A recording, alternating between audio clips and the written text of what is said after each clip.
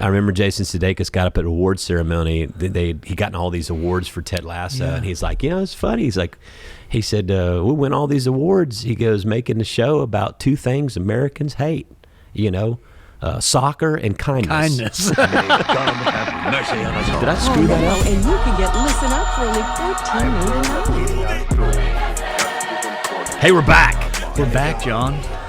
You're back. We're back. I'm back. You didn't go anywhere. I did in the middle of the summer, but Did you really? I did. Where'd you go?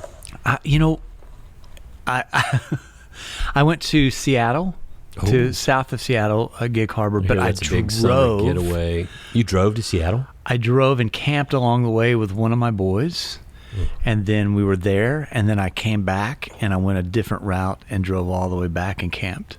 And I spent time in Montana and Wyoming. I'd never been there. Beautiful. Wasn't Scotland, but it was beautiful. I'd never seen that. Oh, that's before. awesome. Matt Russell does vacations. I would never, I'm just going to take off and camp. I'm going to drive. I basically became a long-haul trucker for about 2.5 weeks. No, I would take off and I would look on the maps, like, where's the Marriott? I would stop along the way. But you had some grand adventure. I mean, this is like your first vacation in about 30 years, right? I mean, No, not first vacation. But I mean- No, I did take extended summer. yeah, because like last summer was nothing. No, last couple, it's Last been couple of interesting last couple of years. I don't know if you got the memo. It's a lot going on. But yeah, the committees here, staff parish committee here at Chapwood was really great. They said, we want you to take a lot of time this summer. Yeah, breathe. It's like, okay, whatever. I've never taken a sabbatical. I didn't call it a sabbatical, even though I was gone for 2.5 months. Most people don't come back from sabbaticals. Well, that's the So reason we wouldn't why. let you I didn't call it a call sabbatical, John. because at Chapelwood, people who take sabbaticals either come back and quit, or they come back and leave, or they come back and retire. So I can't retire. No. I mean, I could. No. If someone would want to pay me to retire. I don't think I want to quit. No. I will say it's interesting when you're gone that amount of time. I really disconnected, turned off email, or at least Yeah. put on the out of office thing and really try to I like the first month is just like detaxing. Detoxing. Mm-hmm. Yeah, because my wife is like, "Are you going to do something productive?" I said, "Well, that's the whole counter of Sabbath. The whole point of Sabbath is I don't have to produce anything." She goes, "You got to do something." So we're cleaning out the garage now, right, John? It's just, well, I mean, little thing, but just to decompress and disconnect, right? Mm-hmm. So honestly, the first month, I would say, it's just rest. You kind of feel bad because you're like, I should be doing something productive. But Barbara Brown Taylor talks about that. Yeah. It takes you a long time to unplug, even Yeah. if you're used to taking a weekly Sabbath or whatever. Like disconnecting like that, it's just not natural.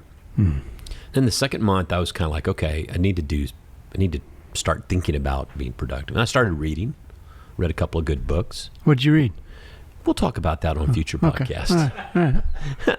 Because I'm kind of hoping maybe we could get like some of the authors on. Oh, that'd be great. I'm trying, but they're famous people, and we're just us. But we're fun people. They want to talk to us. We are. But so it was good. And then I, towards the end, I started thinking about trying to get in better shape, getting back in the gym, and I started fasting, intermittent fasting. So there's like a lot of things that are going on. I've lost some weight. I'm not anywhere where I need to be. I still wear a coat to cover up my splotchy pointers. But had a grandson this summer, That's May 30th. He's beautiful. I sent Jeff some pictures. Yeah. His name is Henry. He's beautiful, dude. I saw him He's 2 Sundays cute. ago. I just You know wanted how they always say, like, oh, all babies are cute. All babies are not cute. No, they're not. But this baby's cute. This baby's super cute. He's cute. It was so funny because when my daughter and son-in-law, they named him, they did the reveal, and they already had the name, which I think was smart because then the family didn't have to negotiate, help name the child. Yeah, and so right. then it's going to be Henry Wade. Is his and It's a good name. my son-in-law's grandparents were there. They're from England, Okay. from Leicester, England, and she came up and said, "It's not too late to change it to Harry." And both my daughter and son are like, "Hey, look, it's Henry. We already named it." She goes, "Because you still have time." To Henry, to Harry. I guess it's more of a royal name. I don't know. Yeah. So you had a grandbaby. That was a lot of the first month of resting was just a lot of. So this is your first grandchild. First grandkid. What's that? I mean, I haven't even talked to you really since it's that. great. What's it like? Yeah, everybody says it's great. It's great. Is it great? Yeah, because you get to hold them and they eat and they sleep and they coo and then they go home. And you don't have to wake up with them at night and you don't have to change the diaper or, you know. Sarah Mack looks really tired and really happy. I would imagine that's true of all. First time along. Oh, there he is. Look at him. Oh, Look at He's him. a Oh, cute. look at him. Just beautiful. It's he amazing. is. He's a cutie pie. He's tall. He looks long, at least. That's probably the camera. Oh, he's long. He's good. Yeah, so he went to England as well just this week. Oh, really? They just got back yesterday. Wow. Because my son-in-law's grandparents, his grandfather has been ill, and so they wanted him to meet Henry. So they went over, and he did great. He traveled on the plane. You know, he does better than me. He slept on the plane the whole way. Then he gets home. They get home like 4 o'clock in the afternoon, and then he goes to bed and he sleeps all night. I'm like, I can't even do that. Hey, he's a better traveler than I am. It's awesome. I Real can't- old men and real young kids. Yeah, I mean, I can't sleep on the plane, and then I'm up at 3 a.m. and.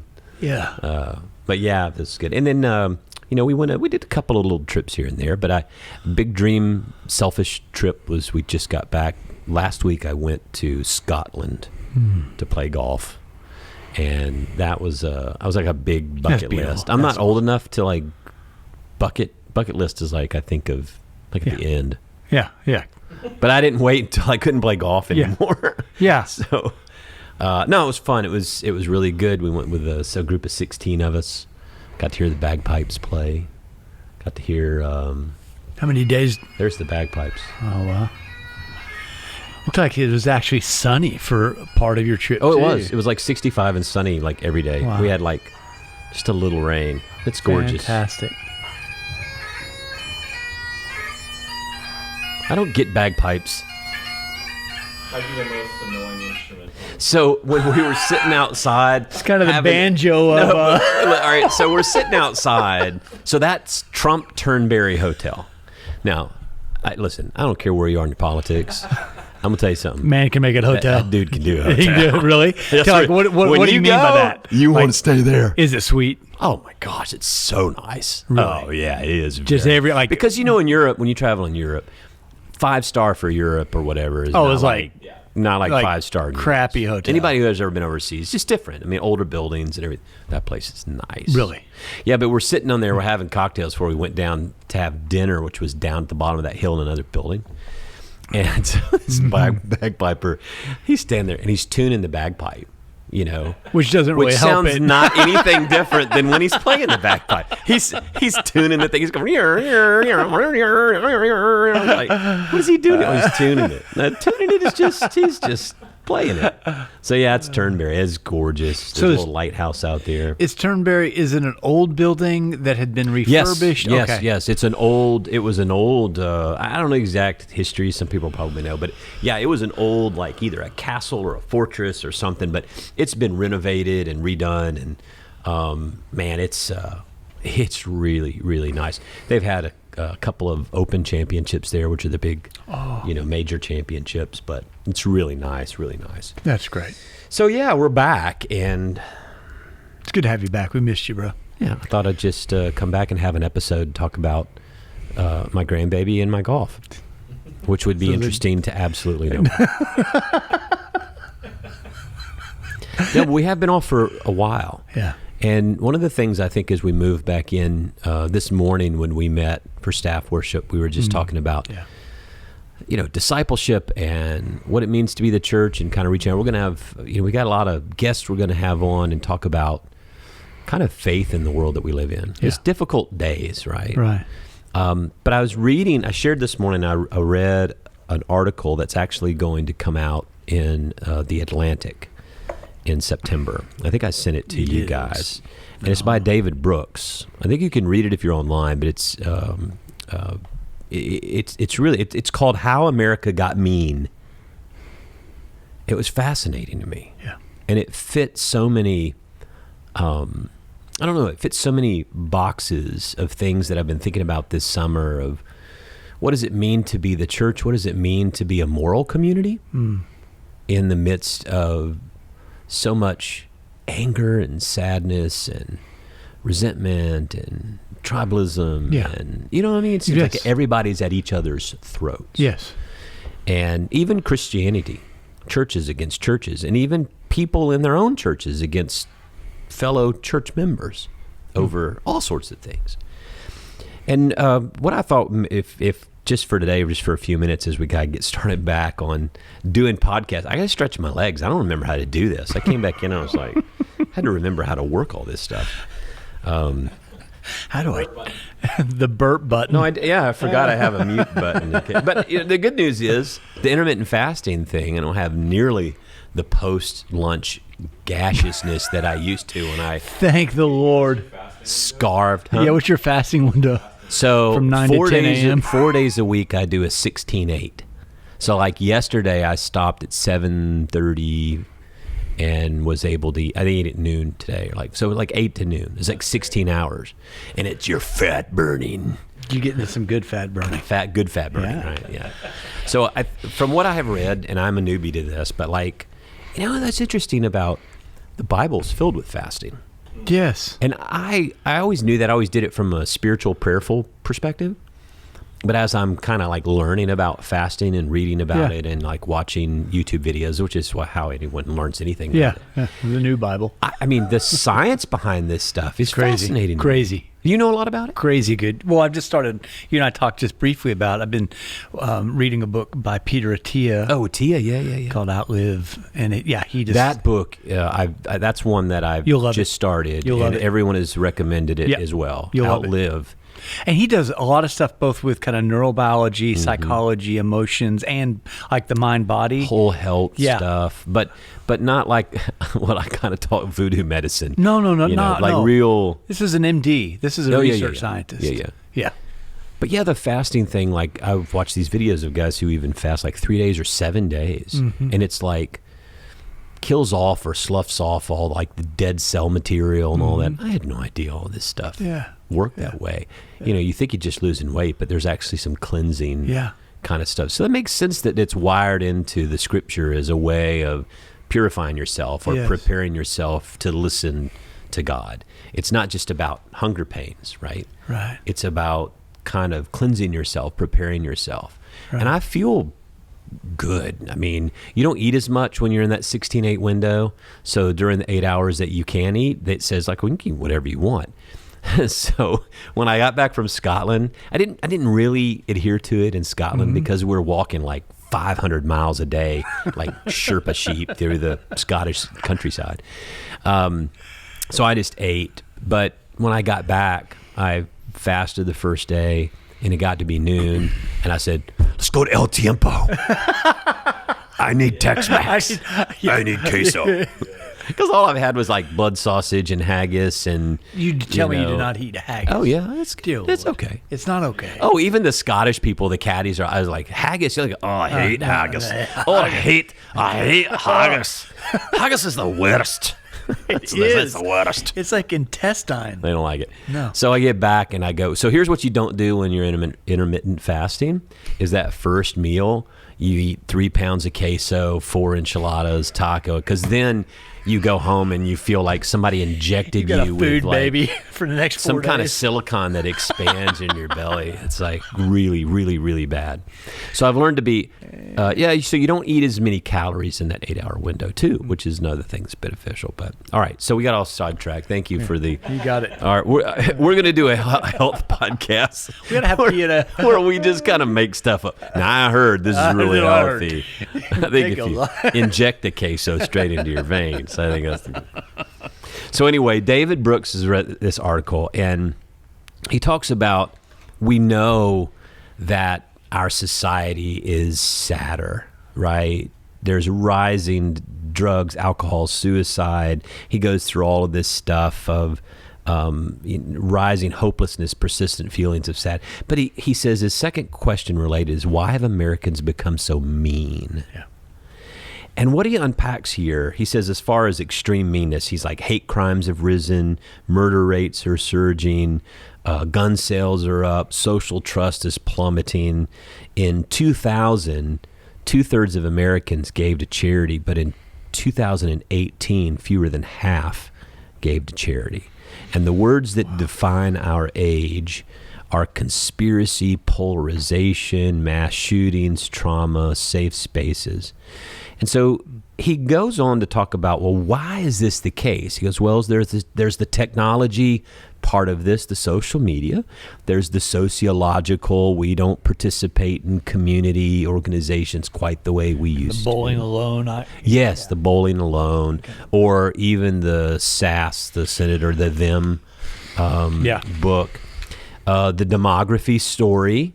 You know, we've long been a white-dominated nation, becoming more diverse. That creates some panic among certain groups of people. The economy story, economic inequality. And he says all of these things are a part of it, and they're all contribute to it. But what he said is the most important thing that he's found, or at least what they see in the data, why Americans have become sad, alienated, and rude, is also the simplest reason. And he says it is because we inhabit a society in which people are no longer trained in how to treat one another with kindness and consideration. Now, the article is really, really long. It's almost like a research paper. And he goes through a lot of history about how we used to do moral formation. Yes. Character, teaching of character in curriculum in schools, and that after World War II, that sort of got stripped away with the psychology movement and sort of became very much self-referenced, hyper-individualized, all this sort of stuff that we got away from the teaching of moral formation or moral character.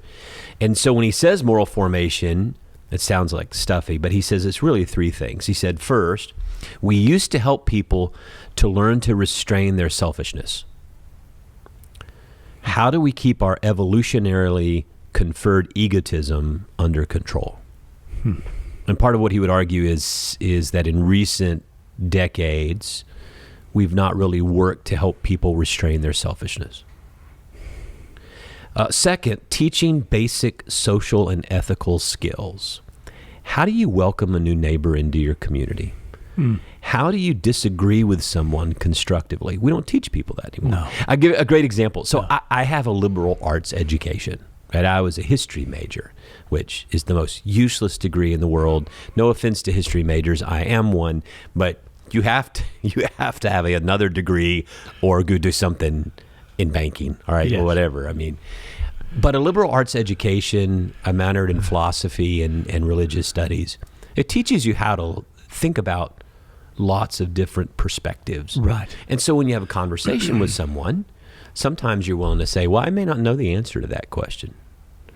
And I learned that sometimes when I'm having conversations with people who do not have liberal arts backgrounds, sort of professional, specified kind of degrees like accounting or whatever, you'll start talking about something that has nothing to do with accounting and nothing to do with history, right? Just pick any subject. And I'm not just saying it's me, but like the liberal arts person would say, well, I've heard this as this could be an option, or this could be, or this could be, or this could be, but maybe there's more to the story. And the other person's like, no, it's this way. This is the only way. I'm like, you don't even know anything about this, but the hubris of like, I read something somewhere or I believe something somewhere, and that's it. Yes. Whereas I'm willing to say, well, I could be wrong, and the guy goes, yeah, you are wrong. So the point of it is like, that really opens up the conversation, doesn't it? It allows for a lot more curiosity. So if you think it's just about some like nondescript, like non-controversial subject that you're talking about, can you imagine if it was really a controversial subject? And how do you disagree with someone in a constructive, life-giving way? We're not trained to do that anymore. in school, and it's kind of one of the arguments. And third, he says, is helping people find purpose in life. And what he said was, for many generations, we had morally formative institutions that held up certain sets of ideals, and they provided practical pathways toward meaningful existence. So, for example, here's how you can dedicate your life to serving the poor, protecting the nation, loving your neighbor. That's what Brooks said. And he said, even if you read the Founding Fathers, they had a low view of human nature, and they designed the Constitution to sort of protect against that. Benjamin Franklin wrote, "Men I find to be a sort of beings very badly constructed, as they are generally more easily provoked than reconciled, more disposed to do mischief to each other than to make reparation, and much more easily deceived than undeceived." Mm-hmm. And so even in the early days of our country, think about colleges, universities, schools, churches, social organizations, community organizations. They all had some character building component, moral instruction. It wasn't just read and write and arithmetic, right? It wasn't just intellectual knowledge that you were learning. You also remember they used to teach you like a cotillion how to sit at a table, which fork to use, how to ask a girl to dance. There were certain things that some people in society do now, but you don't have those if you think about what we teach in school. Those things were a part of our structure and system, and they aren't really anymore. And think about churches used to be that as well, but now churches are almost like doctrine factories. Right? Policing the borders of their own thought life. Yeah, that's right. Yeah, and so a lot of churches are teaching pure doctrine, but not teaching people how to love one another, how to love your enemies, how to do good to those who do evil to you. And so I just found it fascinating. Jesus really didn't say that, John. Let me tell you what he meant. Well, interestingly, there's a lot of that going around, right? Interestingly enough, there's now a segment of certain people that are defined as evangelical in our country or Christian in our country in term only, from like a political definition. Yes. That will basically tell you the Sermon on the Mount is not appropriate or applicable anymore. It doesn't fit in the days in which we live. That's just too woke. Right? Turn the other cheek and all that. That doesn't work now because the bad guys are after us, and you can't do that. Yeah, right. Can I ask a question about this article, since we're talking about it? There's a part of me that wants to push back against this a little, as much as I love David Brooks and his work, in that, like you and I grew up in a somewhat of a different era where this was taught to us. Right? We learned these moral things. We learned in a sense, to hold the door open. We learned liberal we learned to have conversations, I think, where it wasn't a zero-sum game. Is that correct?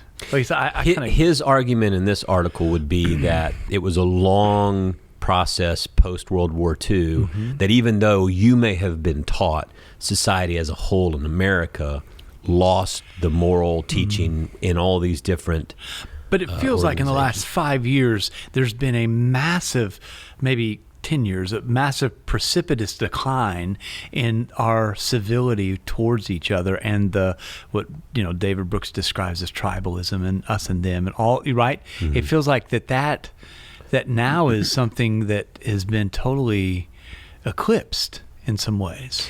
So in a way, he addresses that. Like I said, it's really worth the read because he does build a long, I think, historical case as to the post-World War II, particularly the psychological, sociological, cultural changes that happened that kind of slowly took away the moral skills, not across the board, but generally speaking for most people.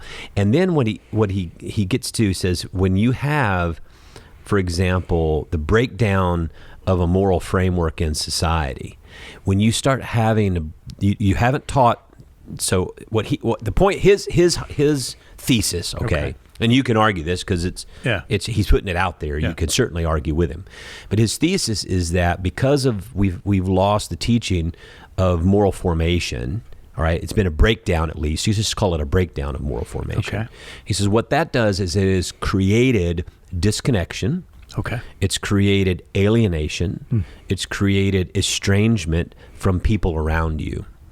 And this guy, who's a theologian at Duke Divinity School, Luke Bretherton, sort of made this statement. And the result, he said, is a kind of sadness that you see in people around you. Young adults who are spiraling, leaving school, moving from one mental health facility to another. A woman said, what do you do when you no longer want to be alive? I mean, I think people listening to this podcast could just think not only maybe they're in a good personal space, but I'll bet they know people that are really struggling to say, alienated, disconnected, estranged, or feeling estranged. You know what I'm saying? And if you just look at the stats, suicide rates increased 30% since 2000. Wow. And then he says, sadness, loneliness, self-harm turn into bitterness. Social pain is ultimately a response to a sense of rejection, of being invisible, unheard, disrespected, and victimized. Yeah. And when people feel that their identity is unrecognized, their experience registers as an injustice. He says because it is an injustice. Yes. It is an injustice. Yes. People who've been treated unjustly then begin to lash out and seek ways to humiliate those who they believe have humiliated them. Now we start getting into our modern tribalism, separating into groups. Just ripping each other apart. Because what he says is, and politics is one of the things that have filled that, ideology, names that we sort of attach to ourselves. It could even be evangelical. That could be one of the tribes in a sense. But what he makes this huge long argument about how politics has filled a sense of void that give people a sense of righteousness. And now their moral stance is not based on their conduct, but on their location along a political spectrum. Does that make sense? Yes. And so you don't have to be good. You just have to be you fill in the blank, whatever your political Aligned with whatever. Yeah. Yeah. And I'm victimized. Think about now how, even in politics, how everybody is the victim. Everybody's being victimized, right? Because if you claim the victim status, then you're more virtuous in whatever it is that you say or do because you are being put upon. It's injustice to you. Yes. What's happening to you. Yes. And so it provides us with now a sense of purpose because there was one of the parts where he said that in 1967, like 85% of the people who were coming into college, if you ask them, like, what's ultimately your goal in life? And they say, I want to be a good, productive member of society, kind of a good person. That would be what they say. And now it's like 80% of people, well, I want to be wealthy. I want to be successful. I want to be fill in the blank, but not, it's shifted from 1967 to 2022. Yeah. And so now that sort of like, I want to be someone who contributes to the greater good, to I want to make a lot of money and I want to be successful. So it's fascinating. Are there places, John, where these kinds of energies have taken hold in a place, a society, a community, and they have in some ways been, and I don't mean this in a charismatic necessarily way, but have been exercised, where the ship is turned around, where there's been a counter narrative that's come and said, actually, this spirit of the age is anti to what Jesus and humanity is. Yeah, so he gives two sort of anecdotal illustrations of sort of in the culture, even in dark times, the sparks of renewal show up. Yeah. And so he said in 2018, the Mr. Rogers documentary, Won't You Be My Neighbor was released. And he said this film showed, Fred Rogers in all his just goodness. Small acts of generosity, vulnerability, respect, reverence for every child. And he's like, people are in the movie theaters, they go watch this either at home or in the movie theater, and people are weeping out loud watching this. I remember that. Yeah. I remember that. You remember it just kind of made a huge impact. Yeah. People were like, you got to watch this. And because it was like, I see goodness. Yeah. in the midst of everything else. And the other example he gives, which is one we probably really enjoy together, and it kind of uniquely came during the pandemic when we were all isolated. I know where you're going. And it was on Apple TV, right, is Ted Lasso. Yeah. And I remember Jason Sudeikis got up at an award ceremony. He gotten all these awards for Ted Lasso, and he's like, it's funny. He said, we win all these awards. He goes, making the show about two things Americans hate, soccer and kindness. We're going to do a series at the Crossing called The Gospel According to Ted Lasso. Oh my God, I think that's great. Yeah. There's so much. Yeah. But even in the midst of him confronting, if you've watched the Ted Lasso, he confronts his own fears, absolutely, his own brokenness, yes, his own stuff where he's breaking down, and yet at the same time, he's gentle, he's wise, he's vulnerable, and he helps people to grow in the best version of themselves. In a sense, those are two examples of moral formation. Or maybe a light in the midst of where we don't darkness. See it on a regular basis. There was I had a guy recently who I know that runs a restaurant, and he's like, every week I have to ask somebody to leave. It's like I never used to have to do that. Just because people are being people are mean. I just got to ask somebody to leave like every week. It's interesting, John, when kindness becomes prophetic utterance against darkness, we know that something's wrong, right? When just the act of being kind is something that resisting something. I think what the scripture says, don't overcome evil with evil, right? But overcome evil with goodness, with kindness, with I think that's the thing, what you were saying even this morning as a staff, that we have to reclaim as a church. And it's very simple but difficult in a world that is now valuing money, and there's a sense of victimhood and desperation and all these things that are at a fever pitch, to come back into a community and say, no, we got you. God's got us, and we can respond differently, whether it's in a checkout line or with our kids or whatever. And here's some spiritual practices that will enable that. I think is going to be. Yeah, I think a lot of it is working with people one-on-one, intentionality. I was talking with a guy a couple weeks ago who was just dealing with anger issues, and it was an awakening for him just to think about journaling, to figure out what the triggers were. Yeah, he'd never thought about thinking about during the day how he got so angry, and began to, I said, just write those moments down, begin to capture those moments. It's just awareness, right? Yeah. And so we think about that ought to be something that all of us learn at some point. Yeah. Things like, being kind to one another and becoming more self-aware about our lives. And I don't think that's something that a lot of people are, deal with really well, or at least like I said, it's an interesting article. I think for churches, particularly in the world that we live in, or religious faith communities, part of when we talk about discipleship, we're talking about being learners and being formed. And we've talked about at Chapelwood a lot. We want to be about not just the words, but the way, of Jesus. We'll follow the words, the way, the actions, the movements. Of Jesus. So it's one of the reasons why I've not been able to. Some people want me to condemn certain groups of people, right? And I'm like, well, you show me in the New Testament where Jesus condemns people, and I'll start doing that. But he doesn't do that, no. And so I can't do that if that's not the way Jesus does. And the other thing is, how can I walk away from the table when Jesus goes and sits at the table with the people who the religious establishment refused to sit at the table with?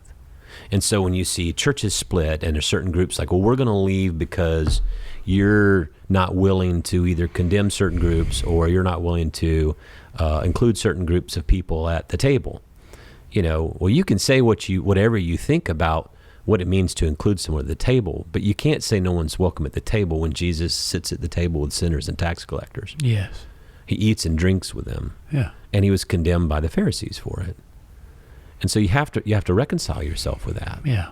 You know, you have to reconcile yourself with Paul's teaching in Corinthians that no matter whether you disagree with people, whether they be other Christians or whatever, you can't be unkind.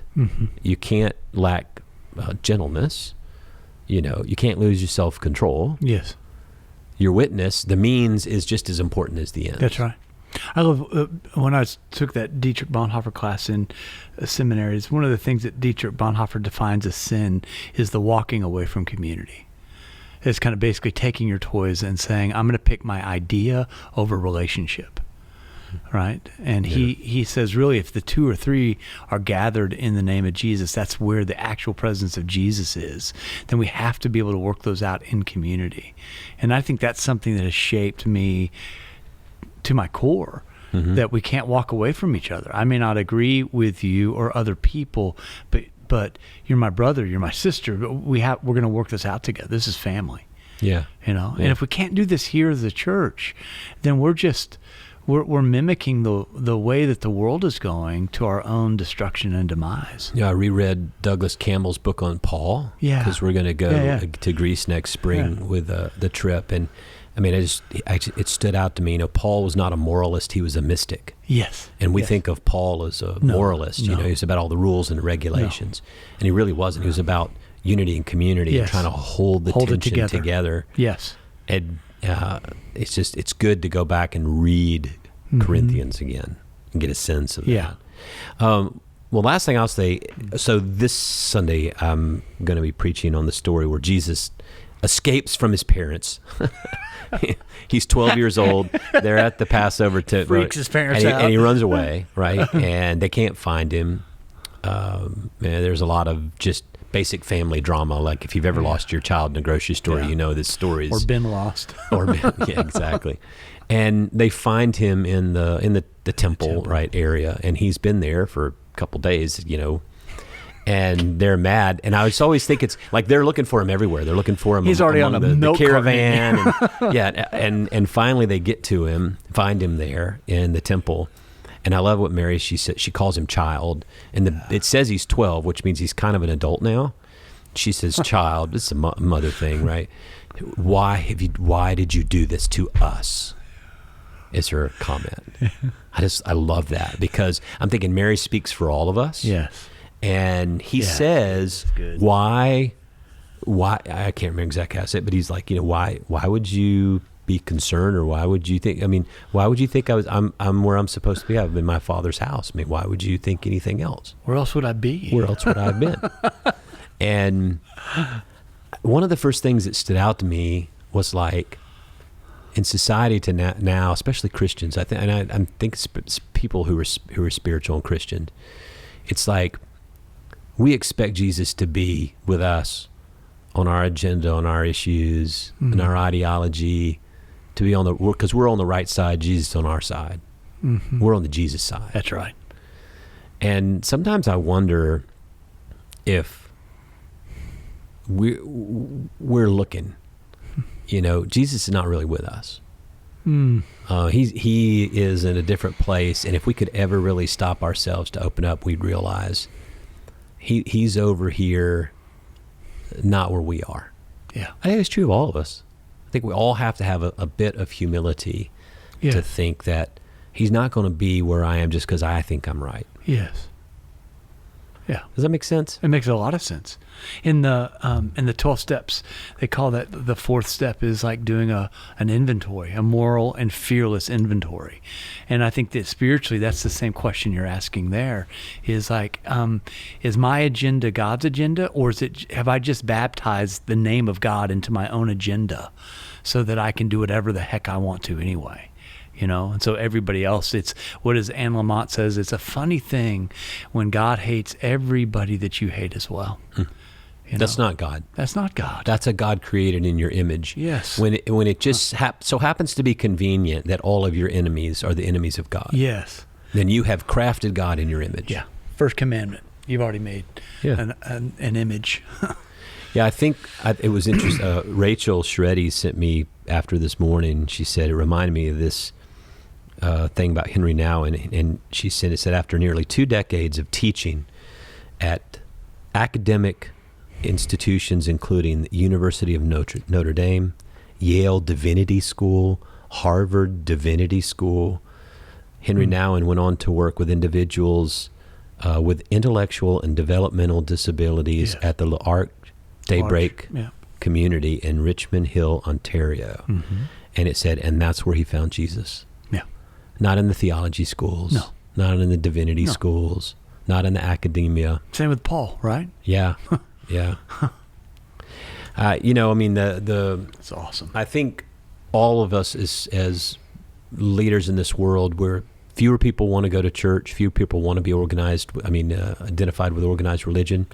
I am an institutional pastor in an organized religion, and I totally get it. Yeah. And I don't disagree. I mean, I think the organized institutional church has failed in many ways, stopped being a community of moral formation Yes. around the embodiment of Jesus. Yes. And we had to be right. You know, we had to win through power and means of cozying up with Yeah. the powers and the principalities. And That's right. and I think that's a big mistake that we have made and are still making. Yes. And we have to figure out how to do something different. Yeah. It's the only way I think people are going to really ever want to be connected to church anymore. Yeah. I think they want to be connected to Christ, the real Christ, I the do one who's at his Father's house doing what he's supposed to be doing, the one Yeah. who you see in the Gospels. Yeah. That people are like, I get that, but I don't see that in any churches. Right. Right. That's why when we see Christ show up, give me a little rope here. When we see Christ show up in Ted Lasso, when we see Christ show up in Mr. Rogers, the film, we think, oh, I want more of that. That's what I'm hungry for. Yeah. And I wonder as we continue to as we continue to surrender what we're doing here and innovate and think through that thing about what it means to instantiate that kind of community at Chapelwood. I think people are hungry. I'm hungry for that. I want to be a part of a community and pastoring alongside of you in a community that's like attempting to do that. I'll give my freaking life to that. Yeah. You know? Well, we need something to get some energy, Yeah. some passion to come back from sabbatical. I'm glad you're back, dude. We missed you. We missed you. Hey, well, we're back. The podcast. We're going to be here every week for a while, doing something. We'll have some good content for you every week. But make sure you go, and it always helps if you subscribe, whatever platform, whether you're on YouTube or Spotify or Apple Podcasts. If you subscribe, then you get notification. If you like it, that helps. Yep. You know, if you give a rating or you leave a rating or whatever, that always helps. It pushes it up. We're at like 100 million episodes now, aren't we, Jeff? It's well over 100, but I don't know. 150. Wow. Dear Yeah, Lord. over 100,000 plays. Over 100,000 plays. That's nice. That's all right. It's not all your mother either. A lot of them are. She just played it. I listened to that one 5 times yesterday. She's her own bot farm. She's a bot She's a bot farm. John's mom's a bot. But it does help. And the other thing you can do, is if you, it's called Bot Farm. John's mom's a bot farm is the name of the episode. The other thing you can do is, make sure you share with friends, family members, especially if there's an episode that speaks to you. I think this one today is interesting. If nothing else, I'm not putting David Brooks out there to say he's right about every single thing he's saying. I just think, man, this is a good conversation starter. Yeah, and absolutely. I do think that he's picking up on some things about particularly moral formation that when he says it, I'm like, oh, I see that. Yes. Yeah, I think so. Which I think is good. So, anything good for the order before we go, Jeff? Like and subscribe.